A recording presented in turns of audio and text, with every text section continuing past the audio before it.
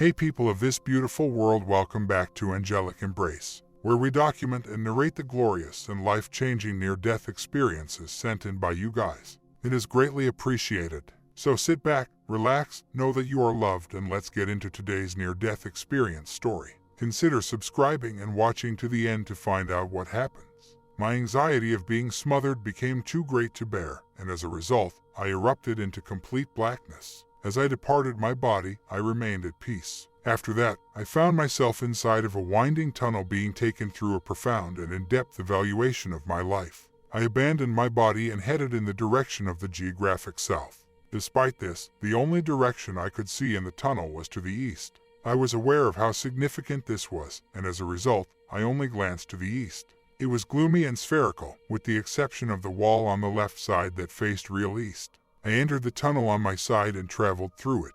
In the beginning, flashes of my whole existence occurred incredibly quickly, almost at the speed of light. I was unable to see or absorb anything, but I was very certain that I was going through my life review. I observed a rapid succession of pictures that were not accompanied by any text. I felt relaxed. The flashes eventually slowed down, and I was able to see my immediate family, my closest friends, and the people I love. I could feel love all around me. I was not close with someone who had just died away. Although I did not see any of my family members or spirit guides, I believe that they were there. After that, I was catapulted out of the gloomy tube at a breakneck pace. I was several hundred feet in the air when I emerged from the tunnel. I didn't have a physical body, but I was a soaring spirit or soul. I felt perfect happiness. I was outside and climbing the valley at a high altitude. The mountains and the surrounding countryside were just stunning. I was able to see colors and experience love on a far grander scale than is possible here on Earth. When I peered down from my perch in the airplane, I noticed a little girl scurrying down the slope of the mountain to get away from me. I had no trouble recognizing her as my offspring the moment we were reunited.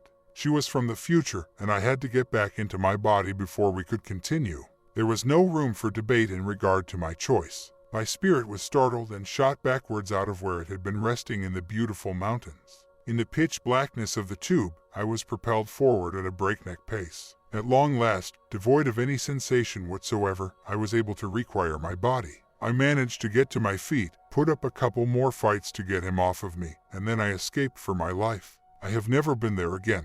I do not have any phobias about death or the hereafter. The young lady I met in my encounter eventually gave birth to my daughter 8 years later. I have no doubts whatsoever about reincarnation or any of the other concepts related with it.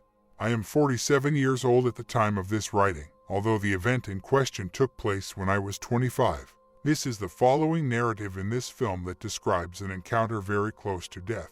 The 22nd of January, 2022, after 6 earlier unsuccessful procedures, I checked myself into the Alexian Brothers Hospital in Elk Grove Village, Illinois, for a posterior L5 fusion. This was necessary since the L5 had collapsed into the C-joint. The operation was successful, and a few hours after it was through, I was discharged because they didn't want anyone else to have to remain in the hospital because of the COVID, since they didn't think it was necessary. I was fine for the first few hours after I got home, when I ate dinner with my family, took my medications, and then laid down to take a nap. Around 10 o'clock in the evening, my daughter came in to check on me, and when she saw me, I was standing up and down, moving my arms, and making weird gestures. I was unable to answer questions, and I had extreme difficulty walking, so she called 911. Even the emergency medical technicians were clueless about what was going on. It is said that the paramedics tried to interview me but didn't get any replies. As a result, they didn't know what was wrong but transported me to the hospital nevertheless. I was completely unaware of my surroundings. I woke up 2 days later and was told that I had a fever that peaked at 104. I had 5 different specialists looking after me: an infectious disease lung specialist, a kidney specialist, a house primary physician, the doctor in the emergency room that saved my life, and my orthopedic surgeon. They all told me that I was a miracle and that they didn't know why I was alive. They said that I had stopped breathing, and they were surprised that I was not in a worse condition.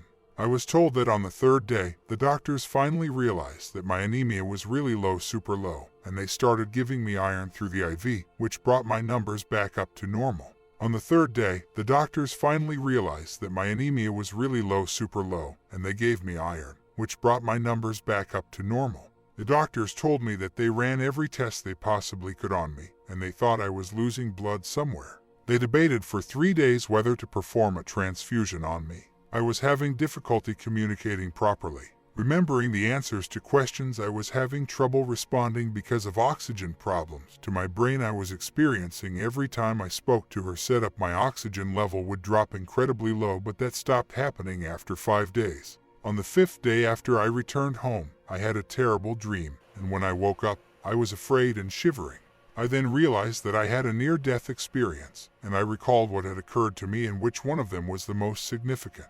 I could see in the hospital bed. I knew I was floating above my bed. I could see it, and I knew there were approximately 10 family members around me, but I really wasn't able to communicate with them. I seemed to be there for a purpose, like I was awaiting a decision. I could see off in the distance a super white, yellowish, goldish, very bright leg T. So 2 days after being unconscious, I woke up, and the doctor who saved my life kept coming in to see me, and he would say things to me like, "Do you know how lucky you are? Do you know that you're a miracle? Do you know that you stopped breathing?"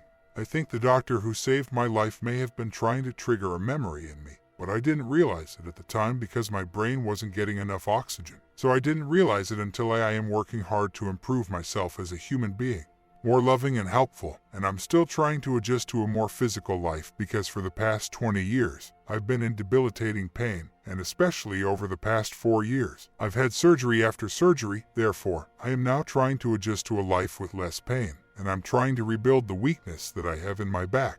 I have discussed this experience with both my primary care physician and my pastor, and we both agree that it has the potential to be a life-changing event.